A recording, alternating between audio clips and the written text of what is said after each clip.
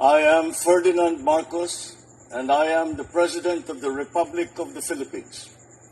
I stand today on behalf of 110 million Filipinos. Hi everyone, hello Universe, it's me again. Nako, ayan mga bes sunod-sunod na. Hindi na po tumitigil ang NBI na talagang susugpuin talaga yung mga nagpapakalat ng fake news. Isa na po rito si Harry Roque. Alam nyo ang yabang niya. Sabi niya pa nga, bring it on. Wow, grabe. Parang si Digong lang din, kayabang. Pero pag nasakute, nagiging tamimi ito eh. So, ako, matagal ko na talagang gustong mahuli ito si Maharlika. Sa totoo lang, matagal ko nang gustong mahuli itong babaeng ito. Grabe bunganga nito. Halos mawarak mga kababayan sa paninira sa first family. Hindi ko malaman kung saan galing yung mga pinagsasabi niya. Parang out of this world. Well, isa lang po ang ibig sabihin nun. Gawa-gawa lang po to. Gawa-gawa lang po yun. Para lang manira. Hindi lang mabigyan ng pwesto. Akala mo kung sinong magaling na magaling na magpipresenta sa sarili niya. Sus Maria Josep. Tapos may balita tungkol sa kanya. Ewan ko lang guys kung totoo ito hindi. Napanood ko kasi sa TikTok. Ito kasi si Maharlika nakipagtsuktsakan sa isang dating congressman. Di ba? Sa Amerika. Nako, naloka ako. Parang may idea ako Ito napanood ko sa TikTok. I think maraming nakakapanood yan. No. Well, hindi ko alam kung totoo 'yon.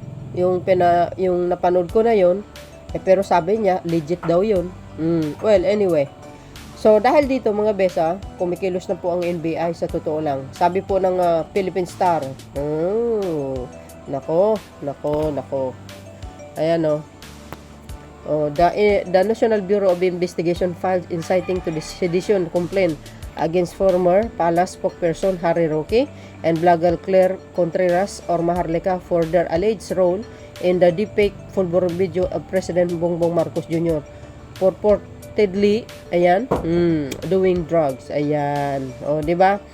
Alam nyo, hihintayin po natin ang magiging resulta nito. Hindi talaga titigil yung mga yan Dapat lang talagang sampulan, 'di ba?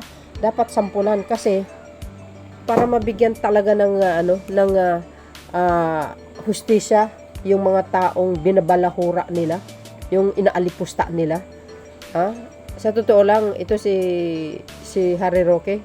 Ayan, kinakarma na po siya.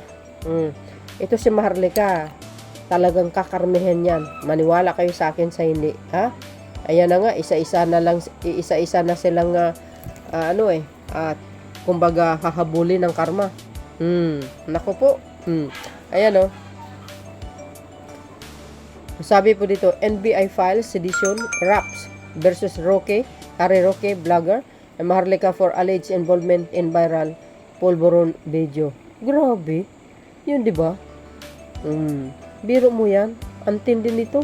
Yung mga akusya nila laban sa Pangulo. Wow. Tapos itong mga dilis naman ito, mga didilis na DDS. Dapat daw papadrug test. Anong palagay nyo sa Pangulo? Uto-uto? Susundin na yung mga sinasabi nyo. Excuse me. Sino kayo? Diba? Tapos na po nagpa-drug test yan, negative.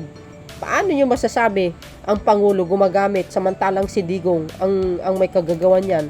Di ba bangag yun? Di ba? Bangag si Digong addict, gumagamit ng marijuana to make him wake up daw, sabi niya ganun. Biro niyo gayon. Kaya pala, pag addict ang Pangulo, kaya yung pamumuno niya bara-bara. Pati yung economic advisor niya, isang drug lord.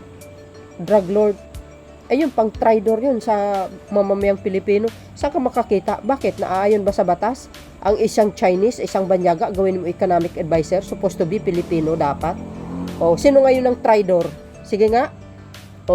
Ayun nga ang West Philippines sinuko niya sa mga Chinese Saan kayo niyan? Sino nagsabi? Ayun. Si dating Chief Justice Carpio, sinuko yang Ayungin Shoal. Kaya ganyan ang nangyayari sa atin.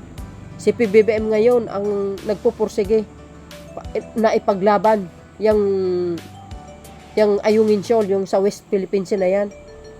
Tapos sabihin nyo, BBM resign for what? Ang kakapal ng mga apog nyo. Hindi nyo iniisip yung mga pinagsasabi nyo.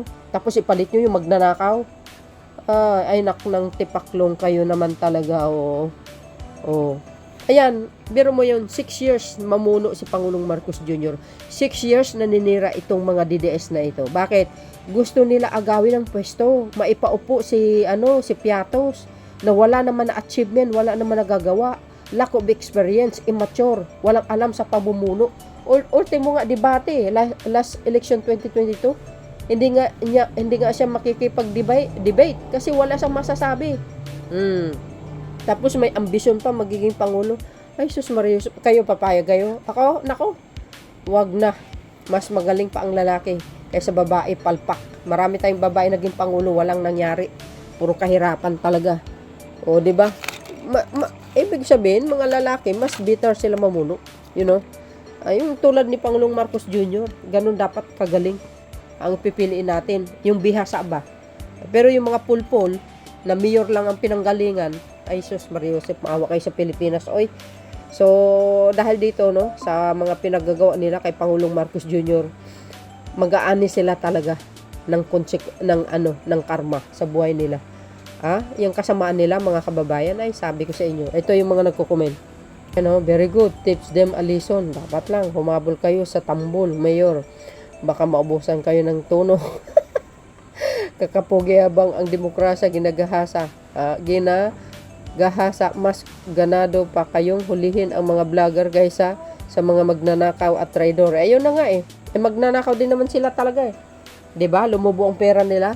Nasaan ang pundo ng bayan? Isa ding BO-BO to Ayan now the Philippines can request Interpol to arrest and run and turn him over to the Philippines authorities. Tama. Dapat lang. Jesus.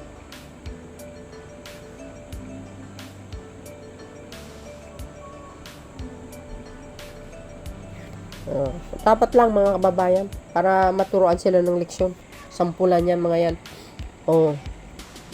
Alam nyo, sa totoo lang, ang totoo talagang adik ay si Digong. Real talk to tayo kasi siya din naman ang umamin, di ba? Tingnan yung mga itsura ng mga anak niya, di ba? Parang sila ang talagang totoong bangag na bangag. Yung mga employees ni Baste 37, puro positive sa droga. Sa kayo makakita niyan. Tapos yung sinabi na yung sangkot si Hans Carpio tsaka si Pulong sa shipment ng 6.8 billion noong panahon ng ama niya. Sino ngayon ang totoong adik? Totoong bangag. Sige nga. Ay nako. Wag nga kami. Hindi naman kami BO para hindi namin alam yan. So yun guys, ang aking pinaka-latest updates video. Bye and babus. God bless Philippines.